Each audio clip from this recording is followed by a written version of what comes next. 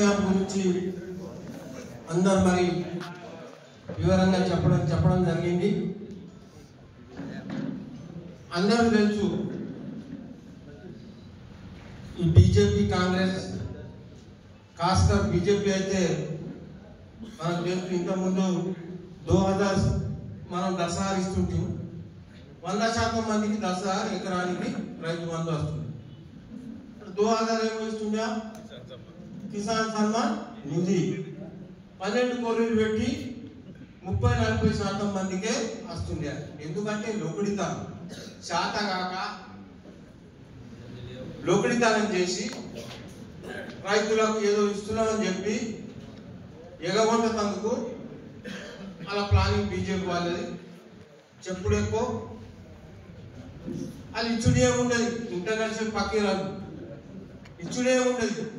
ఇది కూడా కిసాన్ యాప్ దేని కొరకు తెచ్చిందంటే సీసాయి ద్వారా ఉంటే గవర్నమెంట్ కు భారం ఎక్కువ పడుతుంది. 12 కోట్లు పెట్టి లోకడి ఆడకుండా ఈ కిసాన్ యాప్ చేసింది. మనం చూస్తున్నాం. మనం చెప్పినట్టే ఇక్కడ కాంగ్రెస్ వ్యవసాయ మంత్రి మొన్న టీవీలో చూసినాం. ఇది ఇట్లా కొనాలా అట్లా కొనాలా లేఖ రాస్తుంది. లేఖతో ఐడి ఉందా? కాకపోతే ఒకటి పక్క ఏంటంటే ఇక్కడ ఏ ప్రోగ్రామ్ తీసుకున్నా జోగు రామన్ సాబ్ 100% హైలైట్ అయితే మనకు తెలుసు. అలా అనుమానం లేదు.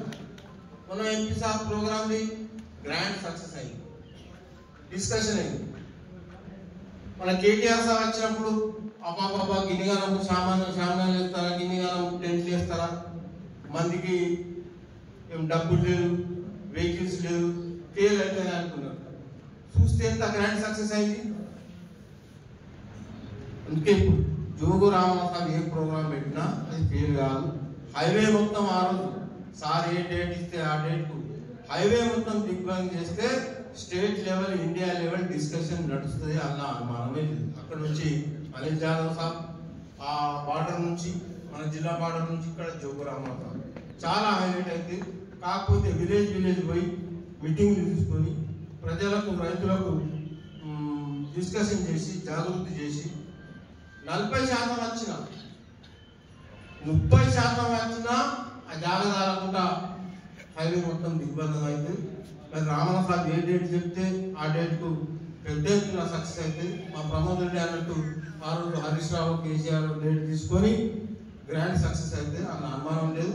సక్సెస్ మనం అందరం కలిసి ప్రతి కార్యకర్త నాయకులు అందరూ కలిసి సిటీ కానీ పల్లెటూరు కానీ నాయకులు ప్రెస్టేజ్ తీసుకొని వేల మంది వచ్చి ఆ ప్రోగ్రామ్ కు జోగు రామన్ సాబ్ ప్రోగ్రామ్ కు సక్సెస్ చేయాలా. ఇది మన ప్రోగ్రామ్. జోగు రామన్ సాబ్ పేరు వస్తే మన అందరికి పేరు వచ్చినట్టే.